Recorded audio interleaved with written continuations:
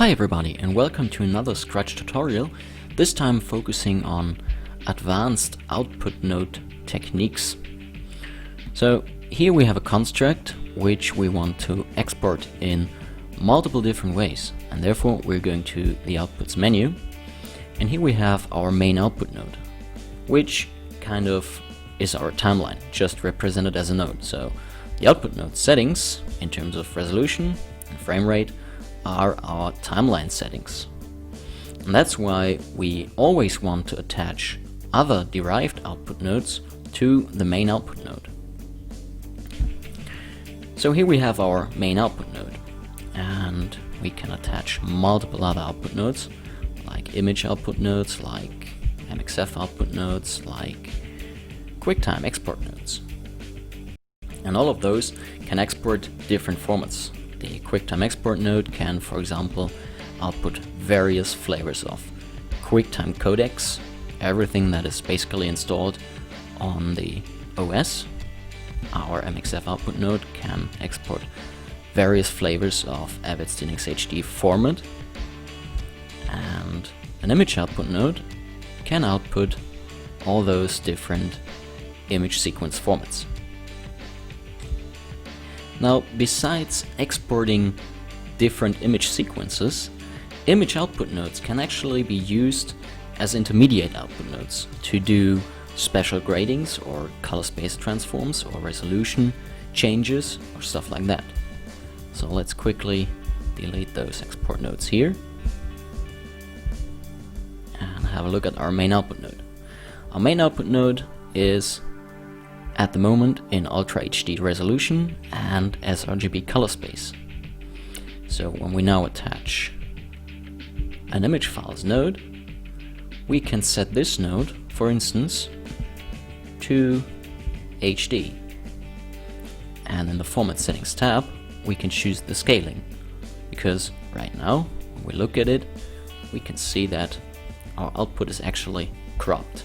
When we swipe to the right and switch over to the main output node again, we can see this is the Ultra HD dimensions and this is the HD dimensions, which basically is a crop.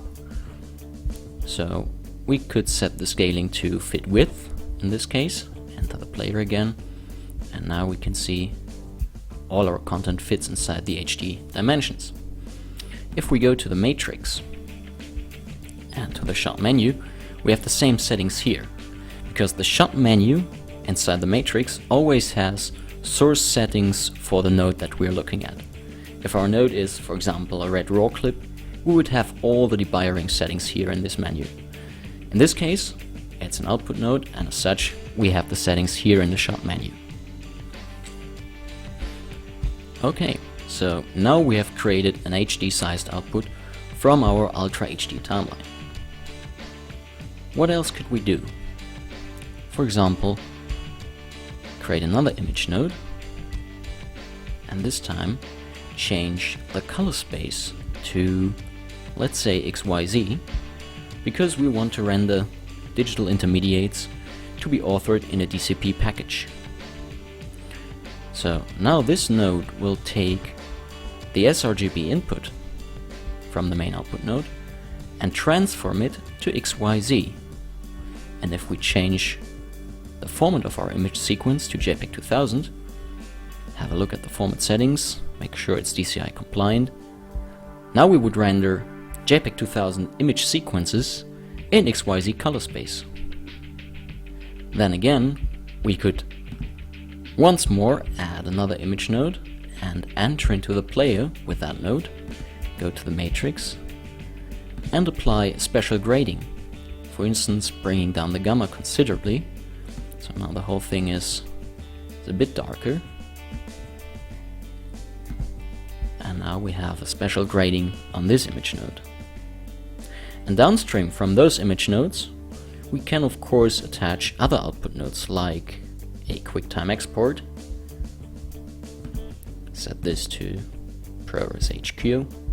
Activate two audio channels. We could use the HD sized node to transform to Rec 709 at the same time it does the downscaling, and add an Avid MXF exporter to it. Lastly, the bigger your tree gets, the more you want to use space and drag to pan through our output tree. So now we can, for instance, add the MXF export to our render queue, also the QuickTime output, and maybe our JPEG 2000 XYZ export. Now that we have all those outputs here in our render queue, we could fire it off, and there we go. This is concluding this tutorial about advanced output techniques.